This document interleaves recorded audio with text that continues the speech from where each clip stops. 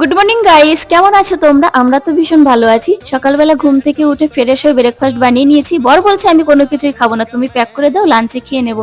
তাই দুজন মিলে একটু চা খেয়ে নিলাম। প্রত্যেকদিন যদি সকালবেলা উঠে একটু চা না খাই না গাইস, কোনো কাজ করতে ভালো লাগে না। তো জামা কাপড়গুলো ওয়াশিং মেশিনে কেচে হালকা শুকিয়ে নিয়েছি, এখন রোদে দিয়ে দেবো। প্রত্যেক দিনের তুলনায় আজকের ওয়েদারটা ভীষণ ভালো।